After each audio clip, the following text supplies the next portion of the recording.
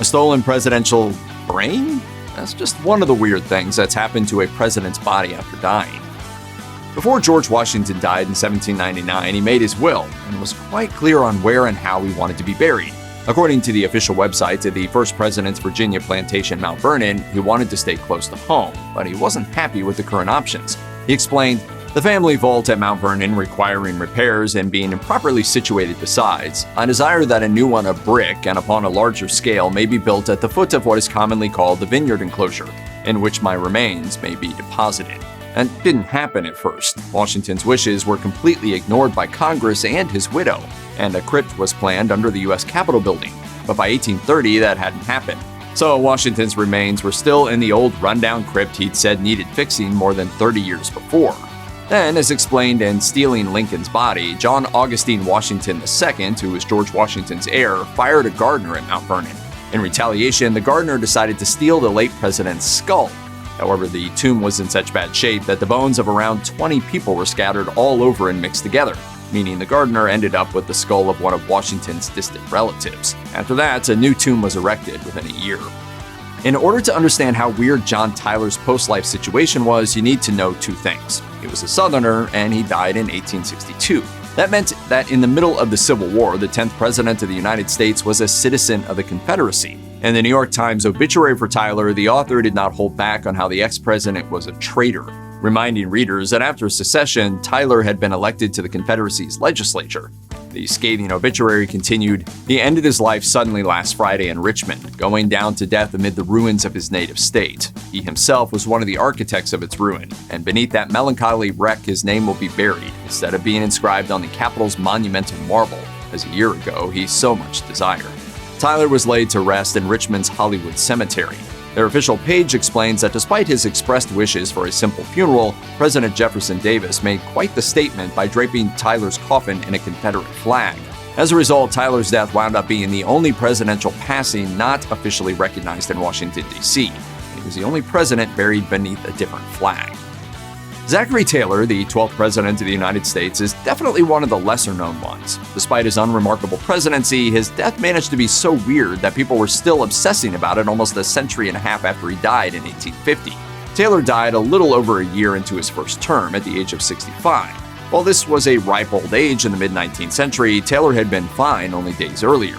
Politico says that he even attended a 4th of July ceremony. 5 days later, he was dead. Immediately, some people theorized he'd been poisoned. The motive, so the conspiracy theory goes, was to get Taylor out of the way because he didn't want slavery to become legal in the country's western territories. So, rumor was that pro-slavery people poisoned the milk and cherries he ate at the Independence Day party.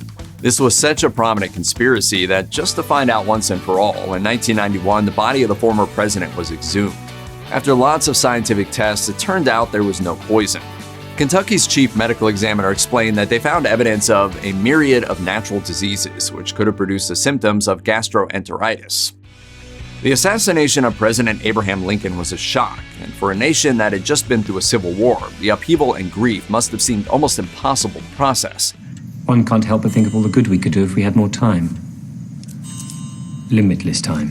In an era with no mass media, the Washington Post reports it was decided that Lincoln's body would go on an extensive journey around the country, giving people the chance to process and grieve, up close and personal. Lincoln's body was embalmed, something that had only just come to the public's attention due to soldiers being embalmed for shipment home when they died on the Civil War battlefields. But the technology was not yet perfected, and Lincoln's corpse was about to go through a lot. What followed was 19 days in an unsealed coffin traveling on a train, being moved for public viewing in 13 different cities. Even today, that would be asking a lot of an embalmer. Back then, the embalmer had to travel with Lincoln's body and re-embalm it at every stop, just to give the chemical facade a chance of working. Based on the reviews from the time, it didn't. The New York Times wrote about Lincoln's body when the funeral train stopped in that city and predicted, "It will not be possible, despite the affection of the embalming, to continue much longer the exhibition, as the constant shaking of the body, aided by the exposure to the air and the increasing of dust, has already undone much of the workmanship." The strange odyssey of Abraham Lincoln's corpse wasn't over after his very long funeral journey ended and he was finally entombed in a marble sarcophagus in an Illinois cemetery. Turns out in 1876, some rapscallions thought they would nip in and grab the body, then ransom it off for $200,000. He should, not be pointing at me during this particular line because it's a sort of aggressive. As U.S. News and World Report explains, this was a lot easier than you'd think. There were no guards at the tomb, and the sarcophagus itself had just been lightly sealed and secured with one regular padlock, despite grave robbing and body snatching still being a common occurrence.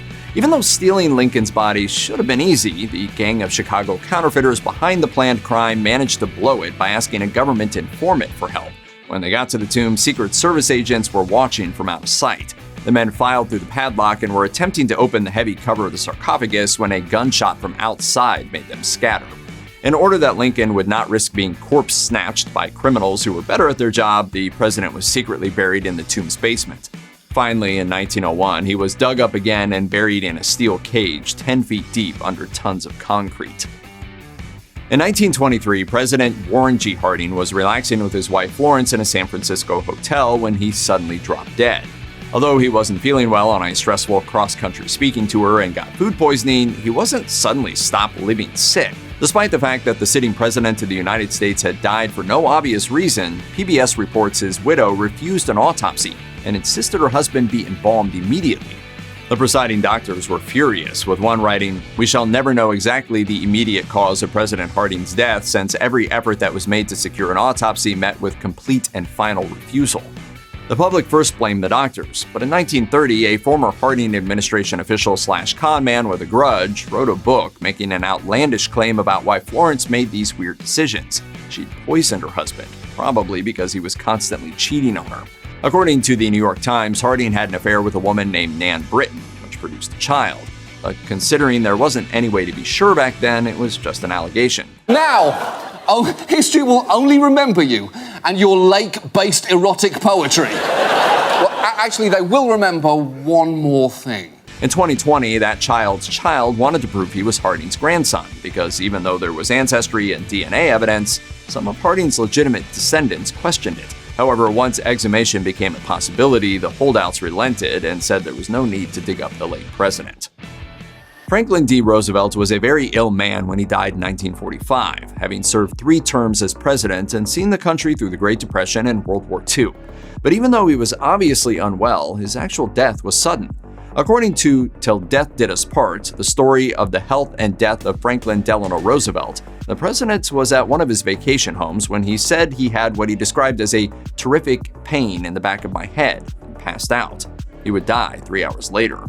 Time was of the essence, since embalming works best the sooner it's done to a body. However, in Roosevelt's case, the undertaker wasn't even contacted until 4 hours after Roosevelt died, and then they had to wait until Eleanor Roosevelt showed up, since she was the next of kin.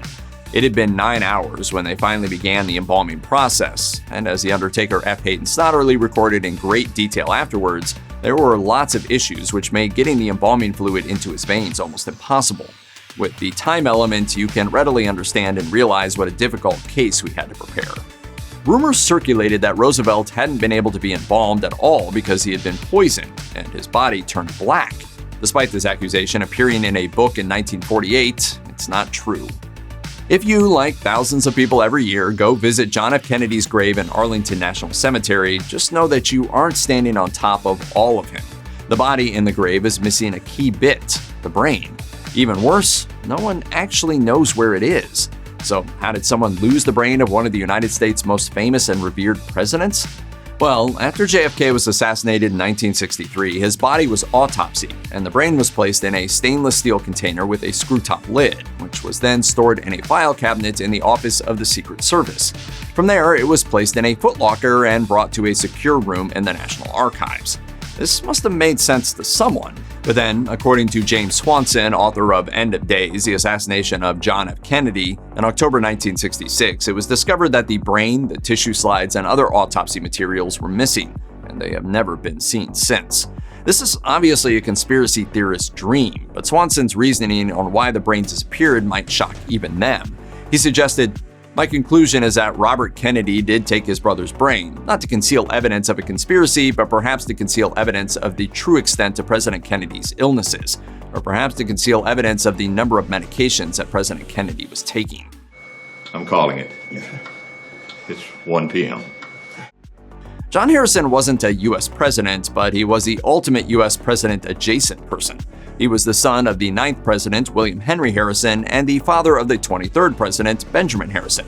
And unfortunately for the then future President Benjamin, something weird happened to his father's body after he died. John was 73 when he died in 1878, 3 years before Benjamin was elected. Cincinnati Magazine reports that the Harrison family had learned about a grave in the cemetery that had been robbed recently, and the body of a man named Augustus Devon was stolen. To be sure that wouldn't happen to John, they buried him with extraordinary precautions, topped off with a guard watching over the grave for a full month.